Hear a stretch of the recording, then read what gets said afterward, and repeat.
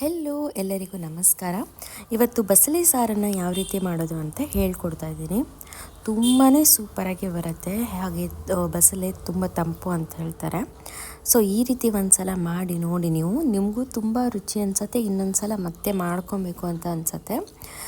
ಬನ್ನಿ ನೋಡೋಣ ಇದನ್ನು ಹೇಗೆ ಮಾಡೋದು ಅಂತ ಹೇಳಿ. ತುಂಬ ಟೇಸ್ಟಿಯಾಗಿರೋವಂಥ ಬಸಳೆ ಸಾಂಬಾರನ್ನ ಮೊದಲು ಬಸಳೆ ದಂಟನ್ನು ಈ ಥರ ಕಟ್ ಮಾಡ್ಕೊಬೇಕು.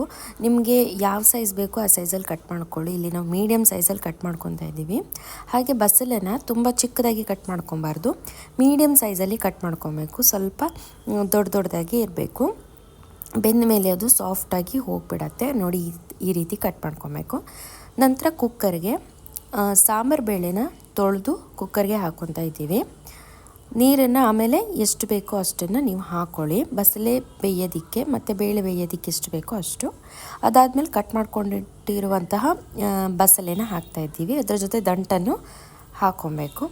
ನಂತರ 1 ಸ್ಪೂನ್ ಆಗುವಷ್ಟು ಉಪ್ಪು ಹಾಕಿಬಿಟ್ಟು ನೀಟಾಗಿ ಎಲ್ಲನೂ ಮಿಕ್ಸ್ ಮಾಡ್ಕೊಬೇಕು. ಮಿಕ್ಸ್ ಮಾಡಿ ಕುಕ್ಕರ್ನ ವಿಸಲ್ ತೆಗಿಬೇಕು.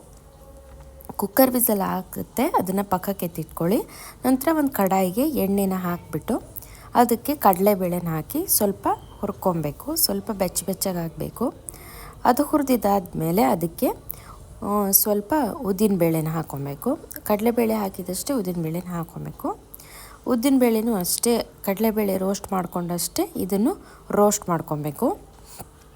ಅದಾದಮೇಲೆ ಒಂದು ಸ್ವಲ್ಪ ಅರ್ಧ ಚಮಚ ಆಗುವಷ್ಟು ಜೀರಿಗೆ, ಕೊತ್ತಂಬರಿ ಬೀಜ, ಒಂದು 3 ಚಮಚ ಆಗುವಷ್ಟು ಕೊತ್ತಂಬರಿ ಬೀಜ ಹಾಕಿ ಎಲ್ಲನೂ ನೀಟಾಗಿ ಫ್ರೈ ಮಾಡಿದಾದಮೇಲೆ ಒಣಮೆಣಸನ್ನು ಹಾಕ್ಕೊಬೇಕು. ಒಂದು 4ರಿಂದ 5 ಒಣಮೆಣಸು.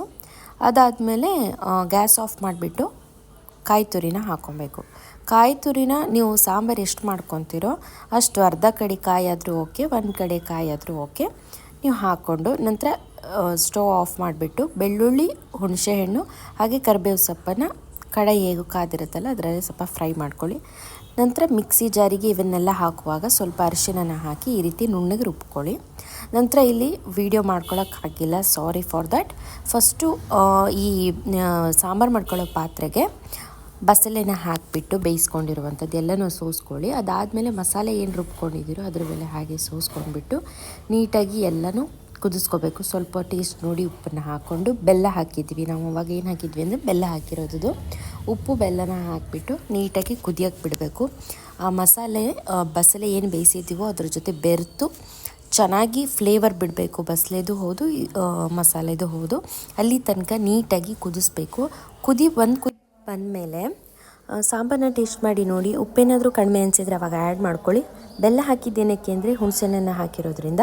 ನಿಮ್ಗೆ ಬೇಕಿದ್ರೆ ಹಾಕ್ಕೊಳ್ಳಿ, ಸ್ಕಿಪ್ ಮಾಡಿ. ಬಾಯ್.